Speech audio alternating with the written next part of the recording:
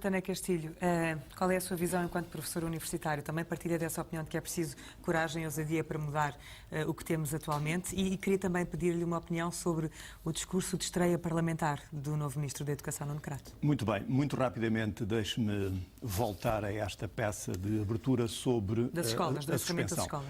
Eu não tenho propriamente esta visão otimista que aqui nos foi transmitida, quer pelos responsáveis dos sindicatos, quer pelo dirigente autárquico. Se virmos o programa de governo tem claramente a consolidação dos mega-agrupamentos. E essa é que é a questão. Portanto, esta é uma medida, nesta altura, que, do meu ponto de vista, vem resolver um problema que é o do atraso das obras para onde estas crianças que estão nestas escolas deveriam ser transferidas e que, nesta altura, isso não é possível fazer. Porque depois disso resolvido, elas vão ser transferidas, porque é claro aquilo que está no programa de governo, é a prossecução de alguma coisa que é, de facto, desastrosa do ponto de vista da desertificação do país. Mas isso não vai mudar, em minha opinião. Isso mantém-se, na sua opinião? Perguntou-me... Também a opinião sobre o discurso de estreia parlamentar. Sobre o discurso de estreia parlamentar. Bom, o discurso confrontou-nos com várias coisas, não vamos ter tempo para as apreciar a todas. Deixe-me dizer-lhe que, no que toca, por exemplo, a uma questão dominante, qual seja a da avaliação do desempenho dos professores, ouvi várias coisas que me deixaram aterrorizado, é a expressão. Uma delas foi a justificação do Dr. Pedro Passos Coelho para a não suspensão imediata da avaliação do desempenho. Digo imenso as palavras. Revela uma desonestidade política que me surpreende. Porque estamos a falar... Bom, e isto deve ser visto em conjunto com a declaração do atual Ministro, que diz que este não é um problema fundamental do sistema. É um problema fundamental do sistema. E ao dizer que não é, revela uma ignorância total do sistema. O que também não me surpreende. Porque o professor Nuno Crato, ele próprio, quando falou publicamente sobre educação, ele confessou que tinha poucas ideias sobre educação. Tem algumas ideias, faz alguns diagnósticos certos, mas são de facto limitados e insuficientes para assumir uma pasta da educação. Não há muito otimismo na sua visão? Não tenho otimismo por omissão e por aquilo que já vi, porque o programa de governo é um programa que, dizendo, e foi todo o discurso eleitoral foi no sentido de devolver responsabilidade aos professores e autoridade aos professores. O programa do governo retira a autoridade aos professores. Foi no sentido da autonomia das escolas. O programa do governo retira a autonomia às escolas. Eu já sei que fala da intensificação dos contratos de autonomia, mas os contratos de autonomia são uma iniciativa espúria, casuística. Não é disso que nós falávamos e não era isso, não era essa a intenção do Dr. Pedro Passos Coelho no fim do mês de abril. Havia dois programas do PSD. Um programa que veio a ser tornado público e um programa que foi subitamente modificado poucos dias antes de ser tornado público. E, de facto, há uma antítese entre esses dois programas. Posso concluir, então, que se sente defraudado?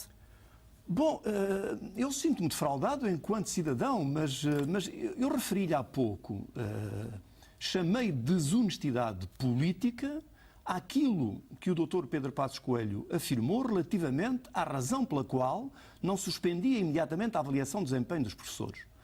Eu concordo com o professor Nuno Crato quando ele diz que este não é um problema fundamental se quisermos com isso dizer que há coisas muito mais importantes do que avaliar, ou melhor, classificar o desempenho, que é aquilo que se tem feito.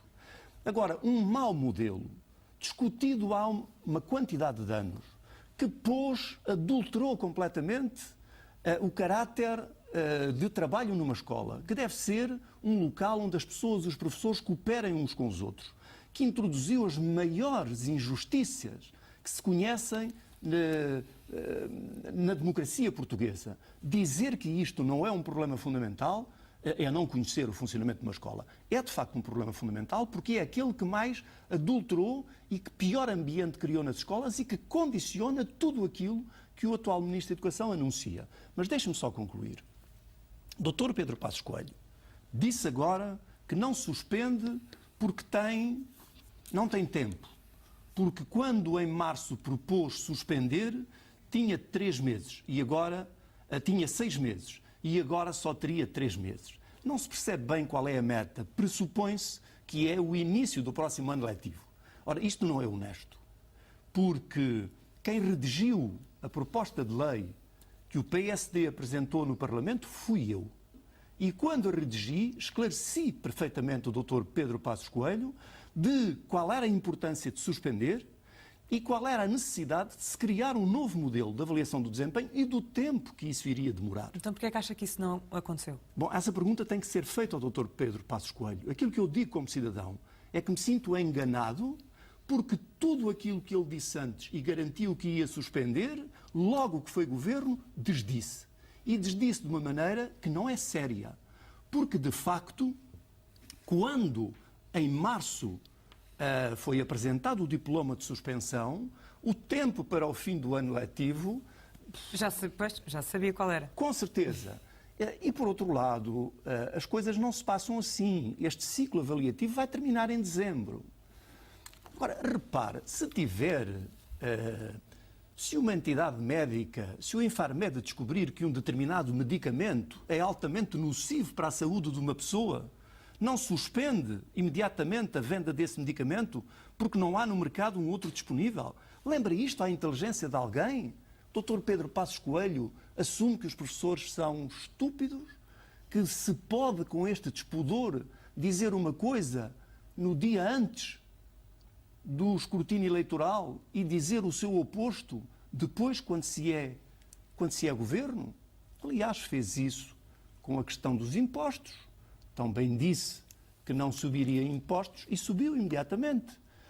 Admitiu a eventualidade de os subir, mas esclareceu que nunca subiria o imposto sobre os rendimentos. Se fosse obrigado a fazer, falo-ia sobre o consumo. Disse, por exemplo, que era um disparate mexer no subsídio de Natal. Ou de férias. E depois mexeu. Bom, já nos tinha dito também, noutra altura, que não lhe tinha sido dito nada relativamente ao PEC 4. Depois veio admitir que tinha, afinal, havido um encontro com o engenheiro Sócrates. São só 3 coisas, mas são o suficiente para percebermos a credibilidade e o valor da palavra de um político. Isso, de facto, deixa-me estarrecido relativamente ao que aí vem. Deixa-me também preocupado esta fixação do professor Nuno Crato na medição, na econometria. O sistema de ensino não se resolve com mais exames e com mais classificação. Os exames são importantes como instrumento. Não são, digamos, a panaceia que vai resolver tudo. E, de facto, aquilo que nós vemos no programa é o reforço do poder dos diretores, que chegam a diretores das escolas por um método que, de facto, não é aceitável e que foi um compromisso anteriormente assumido no outro programa que o PSD teve, até poucos dias antes do anúncio do programa, caiu. Há uma municipalização da educação que é evidente. Há algumas medidas da Troika que têm sido, digamos, o vade-mecum deste governo, que, curiosamente, no programa do governo, não só são ignoradas, como são afrontadas. A Troika recomenda a diminuição do financiamento do ensino privado e o programa do governo, todo ele aponta para o reforço do financiamento do ensino privado, como se não houvesse Constituição.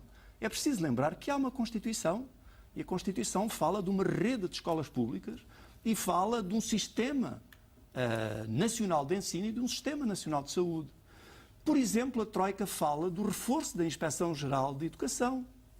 Completamente omisso. Em vez disso, temos um ministro a admitir que é possível entregar a feitura dos exames até a uma empresa privada. Tudo isto são coisas que me deixam aterrorizado. Os exames são importantes? Não vejo. E isto é uma questão técnica. O exame obriga ao conhecimento do processo de ensino, da maneira como os programas foram ministrados e de todo o percurso. Não percebo como é que alguém que não está dentro do sistema pode fazer exames. É confundir eu costumo usar, é confundir velocidade com tocinho. Uma coisa é a credibilidade de um departamento do Ministério da Educação, no caso do GAV, que tem excelentes técnicos. O mal do GAV foi ter-se, numa determinada altura, enfeudado a ditames políticos. O que é preciso fazer é separar, de facto, a política, sobretudo a porca política, da competência técnica e dar aos quadros do Ministério da Educação, de facto, autonomia para fazerem aquilo que tecnicamente é bem feito. Agora, isso deve ser feito dentro do Ministério da Educação, não é com outsourcing. Estamos fartos de pagar 2 vezes os mesmos serviços. Professora Maria do Carmo Vieira.